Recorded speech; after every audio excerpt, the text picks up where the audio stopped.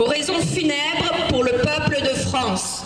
Nous sommes réunis en ce jour pour honorer la mémoire d'un vaillant résistant de la première heure, le peuple de France. Nous lui devons l'abolition de la monarchie et de ses privilèges, lui qui s'est dressé dès 1789 contre l'injustice et l'oppression d'une caste d'aristocrates et de cléricaux. Il a déclaré la Déclaration des droits de l'homme et du citoyen. Quand une nouvelle classe dominante s'est imposée et l'a maintenue dans l'autoritarisme et la pauvreté, le peuple de France s'est à nouveau révolté. Dans l'épisode historique de la Commune, à nouveau, dès 1934, le peuple de France s'est opposé fermement aux idéologies fascistes prêtes à prendre le pouvoir. Réuni sous la bannière du Front populaire, il a pris le pouvoir démocratiquement en 1936 après une vaste grève générale. Il a imposé de grandes avancées sociales protectrices comme la réduction du temps de travail, les congés payés et le droit syndical. Durant la Seconde Guerre mondiale, refusant le fascisme et l'antisémitisme et fidèle à la Déclaration des droits de l'homme, le peuple de France est rentré en résistance. Le fascisme a été repoussé. Dès 1945, le Conseil national de la résistance a commencé son programme de progrès social, comprenant des nationalisations avec la création d'EDF, AGF et certaines banques. Il a surtout créé notre régime général de sécurité sociale. En 1968, la classe ouvrière et la jeunesse se sont à nouveau dressés contre le capitalisme, le consumérisme et l'impérialisme américain, imposant une révolution culturelle et politique.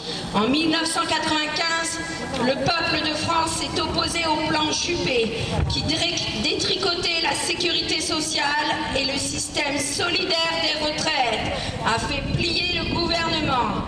En 2003, le peuple de France a combattu le plan Fillon, qui a modifié le régime des retraites. Aujourd'hui, le massacre continue. À Doulan, vous le savez, les politiques de destruction des services publics ont déjà fait des ravages. 1926, suppression de la sous-préfecture.